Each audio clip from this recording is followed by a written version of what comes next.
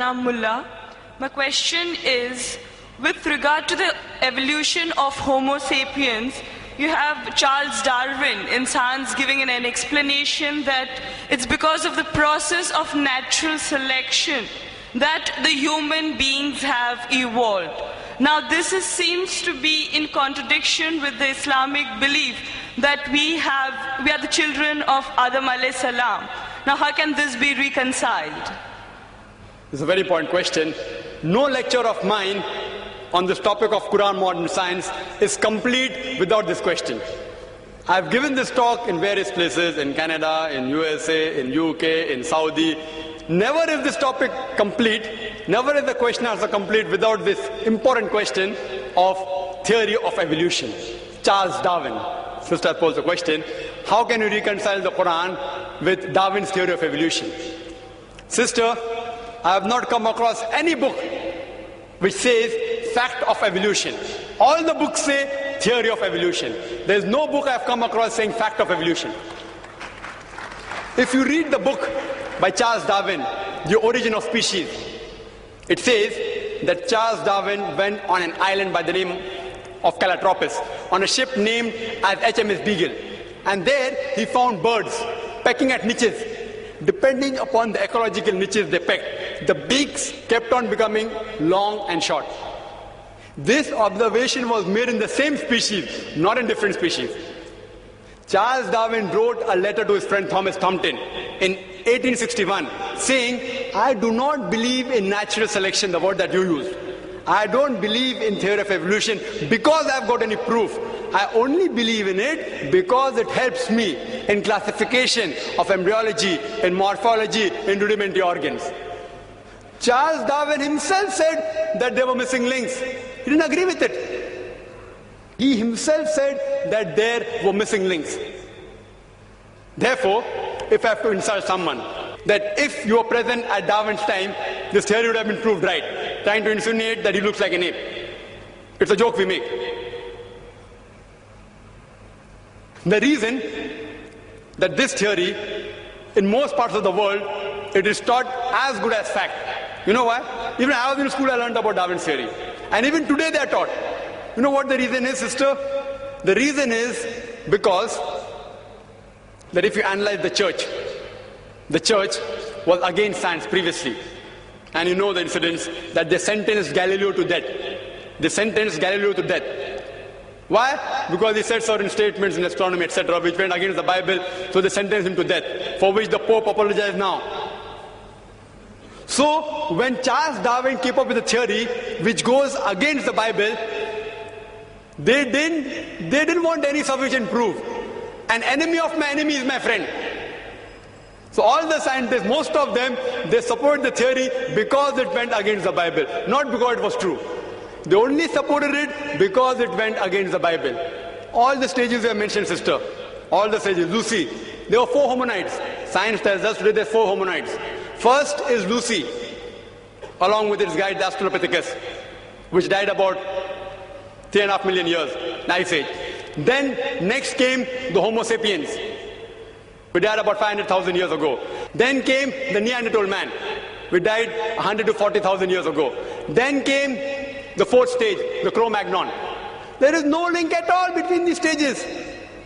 According to P.P. Grassi in 1971, who held the chair of evolutionary studies in Paris, in the Sorbonne University, he said, it is absurd.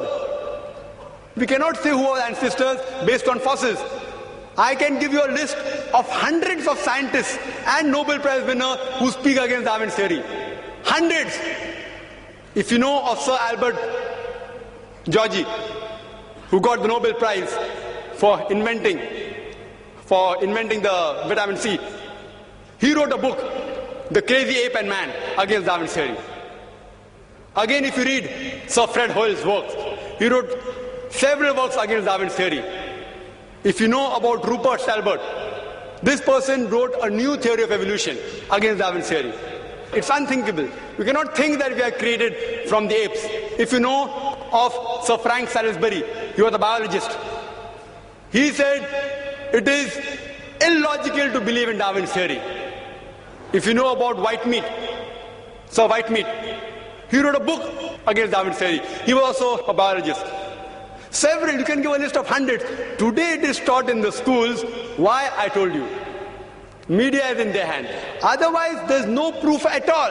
There are certain proofs at lower levels. An amoeba at lower species level, amoeba can change to paramecia. Quran does not say amoeba cannot change to paramecia. Quran does not say. If they have got proof, can be possible. It's not against the Quran. But there's no proof at all. People talk about molecular biology theory. They talk about genetic coding. According to Francis Crick, who's authority in this field, he said it is unimaginable. Again, if you do that ratio, the probability of one DNA forming from ape to human being is again 0. If I start calculating, I think we'll get bored again. You know the calculation I told you for one protein molecule? It is somewhat similar from one DNA. It is not possible at all. You know, there's a theory recently that homosexuality is genetic. And when I read in the Times of India, I thought, surely, the moment I attend the next lecture on Sunday in IRF, I'll be asked this question. If homosexuality is genetic, how can Allah blame us? Quran speaks against homosexuality. And I said that, see, this is a theory. Wait till it gets established. It's a theory. Don't comment on that. Within the matter of span of this few months, it was proved to be illogical. And the person who propounded this theory that homosexuality is genetic himself was an homosexual. Therefore I said, I'm going to give my talk on scientific facts, not on theories and assumptions. Darwin's theory has not been proven. We have not been created from ape. There are hundreds of scientists who speak against that, and Quran speaks against that also. Quran says the first man was Adam, peace be upon him. Inshallah, they'll discover it 100 years afterwards, or maybe 1,000 years afterwards. Today there is research showing that human beings have been created from one pair. Again, it's just a theory. It supports the Quranic verse that human beings have been created from one pair, male and female. It's just a theory. Therefore, I don't quote that in my talk. Inshallah, it will be established 50 years afterwards or 100 years afterwards. Then we'll know that Quran conciliates with this part. So far, it's not conflicting. It's not conflicting with established science at all. Hope that answers the question. The next question. Assalamu alaikum. I'm Abdul Samim. I'm a student. In the Quran, it is stated that the hearts of the unbelievers are sealed. But according to science, it is the brain that thinks and not the heart. Your comment, please. The brother posed a question that the Quran says that the unbelievers' hearts have been sealed by Allah subhanahu wa ta'ala. Today science tells us it's the brain that thinks and not the heart, and I do agree with him. So even the Quran unscientific when it says that the heart has been sealed, and I do agree, Quran says that in several places, including Surah Baqarah, chapter 2, verse number 7, that Allah has sealed the hearts of the kafir people. It says that. The seal has been put on the hearts. If you know the Arabic word used here is qalb. The Arabic word qalb has got two meanings. One is heart, and the other is intelligence. So if you translate correctly, the word says, Allah has sealed the intelligence of the unbelievers. And it's scientifically proven that intelligence has to be sealed, not the organic heart. But there was a person who once posed me the question, Brother Zakir, I agree with you that qalb means heart as well as intelligence. But one verse in the Quran says the hearts are behind the breast. Then what do you have to give the answer for that? And he was quoting a verse of the Quran from Surah Hajj, chapter 22, verse number 46, which says that their eyes are not blind. It is the heart which is in their breast which is blind. So Quran says the eyes are not blind. It is the heart which is within the breast which is blind. The science tells us eyes see, heart cannot see. So isn't this verse unscientific? Here the translation has to be heart. It can't be intelligence. So I tell him, I agree with you, the heart has got two translations. But the word used for breast is sadr. Sadr. Sadr also has got two meanings. One is breast and the other is center. You know how we have the head of an institution, we say sadr of the institution. Like how we have center, if you have been to Pakistan, how in India we have choke. Over there they have centers. Sadr so and so in Pakistan. Center so and so. Sadr also means center. So the correct translation is, the eyes is not which is blind. It is the intelligence which is within the center which is blind. Same I started my talk. by quoting a verse of the Holy Quran from Surah Taha, chapter 20, verse number 25 or 28, which says, Rabbi shrah li sadri. O my Lord, increase my breast for me. Rabbi shrah li sadri wa yassir li amri wa halul 'uqdatam min lisani yafqahu qawli.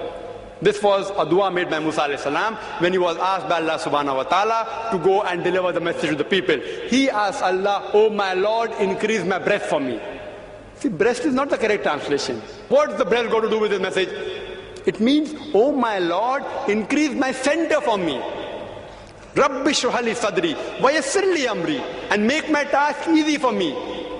وَحَلُّ الْعُقْدَةَ مِنْ لِسَانِي يَفْقَهُ قَوْلِي, and remove the impediment from my speech so that they will understand me. As you know, Musa alayhi salam was a stammerer. And if you know, whether fortunately or unfortunately, even I happen to be a stammerer. In childhood I was a stammerer. Therefore, at the beginning of every talk, and even the beginning of this talk, I said, and I made dua to Allah subhanahu wa ta'ala, Rabbi shrah li sadri. Oh my Lord, increase my center for me. I'm asking help from Allah subhanahu wa ta'ala. Increase my center and remove the stuttering in my speech. Even today, when I don't speak on the stage, I yet stutter. It's Allah who helps me out on the stage. Rabbi shrah li sadri. Oh my Lord, increase my center for me. Make my task easy for me and remove the barrier from my speech and between me and the audience so that they will understand me. Therefore, scientifically, if you analyze the work of Surah Hajj, chapter 22, verse number 46, it says it is not the eyes which are blind. It is the intelligence which is within the center is blind. Because they are not blind, the unbelievers can see. Saying they are blind is unscientific. Like the Quran says in Surah Baqarah chapter 2 verse number 18, it says that deaf, dumb, the blind, they will not return to the path. Summum, bukmun, umyun fahum la yarjiun. The deaf, the dumb, the blind, they will not return to the path. It's not talking about physical deaf people. It's talking about unbelievers who are hearing, they cannot hear. Seeing the signs of Allah, they don't accept the Quran. So, Quran is more scientific. It says correctly, they can see. The eyes are not blind. It is the intelligence within the center which is blind.